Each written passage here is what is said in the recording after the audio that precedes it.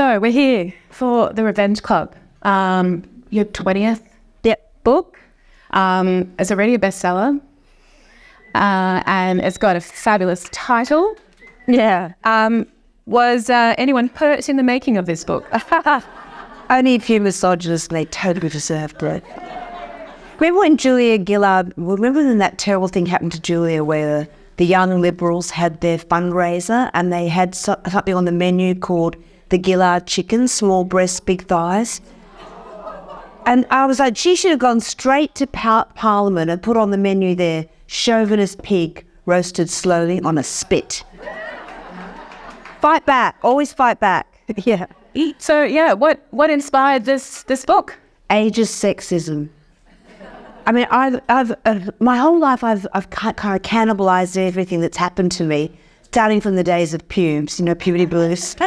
From puberty to menopause, divorce, marriage, raising teenage daughters, everything that's happened to me I've written about. I write because it's cheaper than therapy.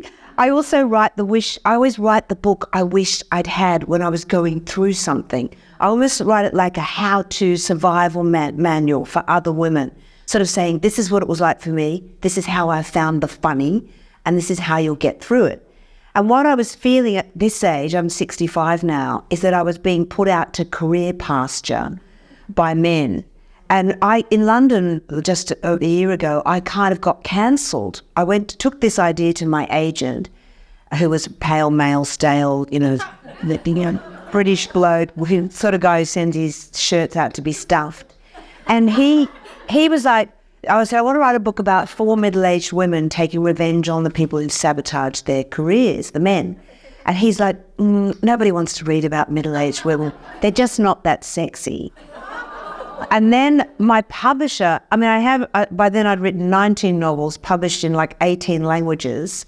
He said the same thing. Nobody wants to read about women this age. So for a moment, I did have a bit of a career crisis, and I thought, well, maybe I have passed my amuse-by date. And then I looked around, all the books I was reading about women my age, they were kind of, usually they'd sort of wilt away with loneliness and die all in their flats and get eaten by their cats. But I looked around at my women friends, some of whom are here tonight, and they're the opposite. When they're swinging off a chandelier with a toy boy between their teeth. And I think they're in their prime. I think they're having the best time of their lives. So I followed my instincts and thought, I've never been that wrong before. My books have usually resonated with women. So I just got a gay agent, a gorgeous gay love god, who immediately got what I was doing and got me a 2-book deal with Bloomsbury that day. So I just moved publishers. Yeah, the thought. But I did really reinforce what I was already feeling about us passing our amuse-by date. And the sexism is sewn into our psyche. It's in our vernacular. For example, a man my age would be a silver fox, whereas I'm a crone, an old bag, a hag. I'm constantly told what I can and can't wear. Can't wear short skirts, can't show my bare arms, can't show my décolletage. And yet I've never once heard a man dismissed as mutton dressed as ram. Ever. And you look at those guys like Mick Jagger. How old is he? Like 410. And he's still walking around in those trousers that are so tight you can detect his religion. And it's okay for them. And then I looked at some of my friends are in the television industry, and as soon as they had the crime of one wrinkle, they were just put out to career pasture. Let's discuss Barry Cassidy. No woman with that many wrinkles would ever be allowed to stay on television. And 85% of people on Australian and British television over 50 are men. So we never see ourselves. And we do see some women who've done all the, cosmetic surgery. But my feeling is that for women, life is in 2 acts. And the trick is surviving the interval, which is the menopause, which is awful. Where you sweat more than Donald Trump doing a Sudoku. And you get the brain fog. I don't know if you had brain fog in menopause. I had brain fog so badly once. I rang my sister once on my mobile. I'm going, Liz, I can't find my mobile phone. I'm lost without it. Where is it? She goes, Kat, what are you calling me on? But once you get through that, I just think it's a brilliant time of your life, because for once, the first time ever, you could put yourself first. You can cut the psychological umbilical cord that's kept you tethered to the kitchen by your heart and your apron strings. The kids have hopefully left home, out the door by 24, fingers crossed. And because you're during the menopause, as you all know, your estrogen goes down, your testosterone comes up a little bit more, so you're a little bit more feisty, a little bit more bolshy, a little bit more like a bloke, and it's fantastic.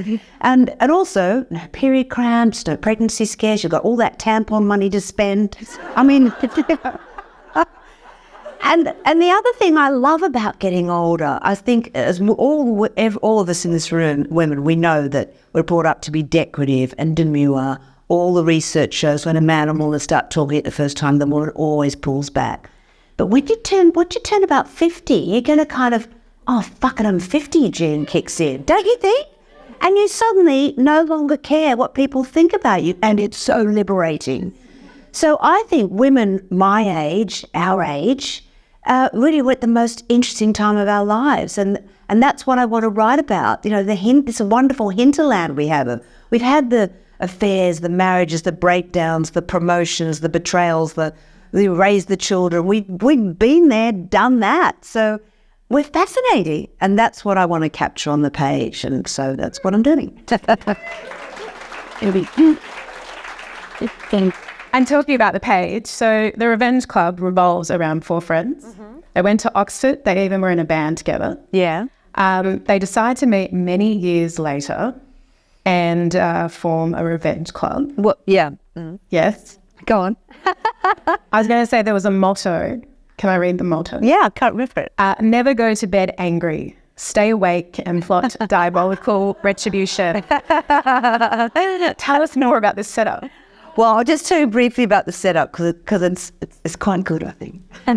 The main character is an Aussie. I always write an Aussie character because I think Australian women are the best kept secret in the world. Funny, feisty, fiercely loyal. And we have a gang, 2 of my dear friends are here, called the Gerts. Our home is Gert by Sea.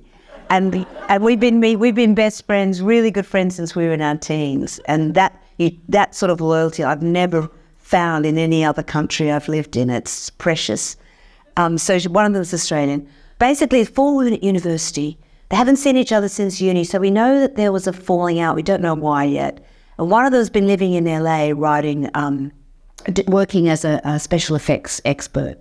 And she's coming back to London. So after 30 years, she says, let's meet and get together. So they're a bit trepidatious, but 3 of them meet. And of course, as women do, they pick up where they left off, laughing, talking, catching up. Then this man comes and sits at their table. And they're like, what are you doing? We're waiting for our girlfriend. And he goes, yeah, I know. You're waiting for Jo Logan. And they're like, how do you know that?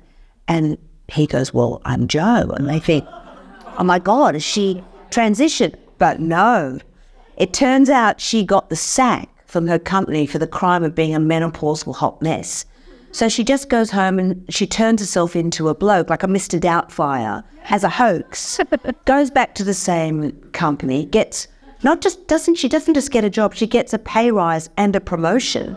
And she thinks in a man's world, it's just so much better to be a bloke. And her friends are like, you're wrong. There's never been a better time to be a woman. Feminism's achieved so much. And then during that week, something catastrophic happens to all of them in their career. So the next time they get together is when they form the Revenge Club, because now they've got a secret weapon, because Jo can get into the men's room. So it is a good setup. I had great fun writing it too. And how much of it, I mean, you briefly touched on some of those experiences that may have formed inspiration for the book. Yeah. How much more of it's based on lived experience? Or I hope you will read it. I hope you'll slip it to my covers. Satisfaction guaranteed. No, it's everything, every single thing, every bit of misogyny and sexism you read about in that book is real. Either happened to me, a girlfriend, or I've just gleaned it from the newspapers, because it's still a man's world.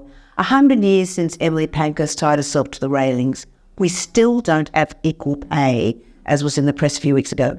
Plus, we're getting concussion hitting our head on the glass ceiling, and we're supposed to clean it while we're up there, Then we face a second glass ceiling at home, the domestic glass ceiling, because even though women make up, 50% of the workforce, we're still doing about, what do you reckon, girls, 99.9% for all the housework and the childcare?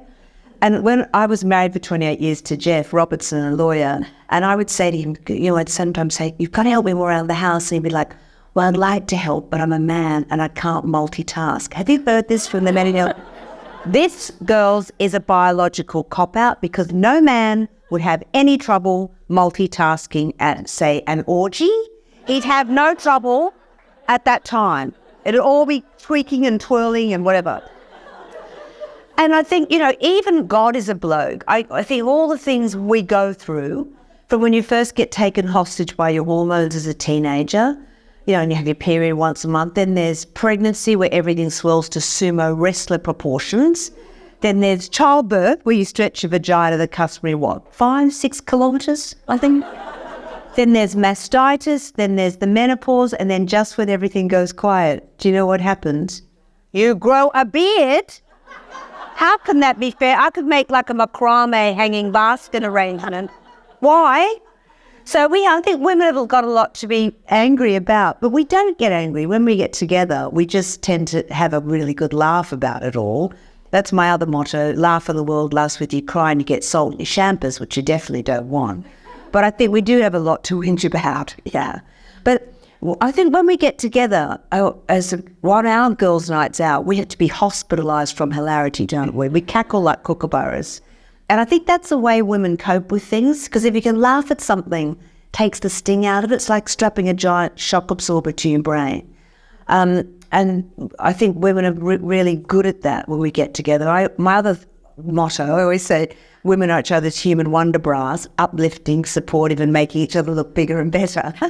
And I would be totally flat without my female friends. I mean, really. I'm wearing a wonder bra now, and it's so cool because when you take it off, you wonder where the hell your tits went. And I just never wonder where your girlfriends have gone. Let your cups runneth over with love for each other, because it's definitely your girlfriends who see you through the hard and the dark times, of which women have so many, because we're often the carers as well. So, and it's not just me imagining women are funny. Anthropologists say that women laugh more often than men in all cultures on the planet, but especially in all female groups. Just fascinating, isn't it? I bet you they're laughing about the same things, the inadequacies of men. Sorry, guys, how are you going? You realise you're going to be ovulating by the end of this chat today. But obviously you're gorgeous, guys, or you wouldn't be here having all this girl talk. Now you know what women talk about when there's no men around. Well, that was going to lead me to the next question. Do you think men really want or need to hear it? Well, we feminists have been saying the same things for all my life, and things haven't changed enough. So I think the only way things are going to change is when men join us at the barricades, which they haven't really done so far. And sometimes men say to me, oh, you feminists want so much. I'm like, do we really? What do we want? We want equal pay. That'd be nice. We'd like men to work out that Mutual Orgasm's not an insurance company. That'd be great. We'd like them to help more around the house, which is also in their interest because it's scientifically proven that no woman ever shot her husband while he was vacuuming. And we'd like them to do the old sensitive thing with snow peas in the kitchen, don't you think? I think the way to a woman's heart is through her stomach. That's not aiming too high. And I made this joke with Michael on Breakfast TV the other day. I was like, do you know what a woman really wants in bed? Breakfast, and a really good book. And I think that's about right. And I don't think that's asking for too much, do you? No. Yeah. But we're talking about books, just to remind you that we've got Gertrude and Alice here tonight selling The Revenge Club at the back. So you can purchase your copy and have it with breakfast in bed tomorrow. One of the perks is female friendship. Oh, yeah. How important is friendship among women? You've got your closest friends here. I've had stories of women bringing their friends after 30 years. Yeah. Can you share more about that? Well, I think even when I first started writing, when I wrote Pubes, when I was a teenager, that I really wrote that for my surfy girlfriends to say to them that they were more than just a life support system to a pair of breasts. Are there any surfy girls, ex-surfy girls in the room? Anyone grow up on the beaches? A couple? Yeah, hello? Cronulla. Oh, gosh. Well, you can back me up on this. I mean, the guys we grew up with disproves the theory of evolution. They were evolving into apes. And I've told this story many times, but I'll just tell you, in case you don't know about the surfy culture, the guys were so sexist, they used to get us to cut their names out in paper, sticky tape them to our stomachs, and then sunbake so we get a tan tattoo in the shape of their names. So if ever I get cancer, I'll have a melanoma called Bruce. I'll have to have like a Brucectomy to get rid of it, you know? And they were also the sort of guys who thought sex drive meant doing it in the car. Did you lose your virginity in a car? How many women here lost their virginity in a car? I know you're lying to me. There's one at the back there. I know you are. But I worked out why men like to have sex in the car. You know that little sign on the rear vision mirror that says, objects in this mirror may appear larger than they are? Yeah. So, I've always written books that champion women because it is still a man's world. And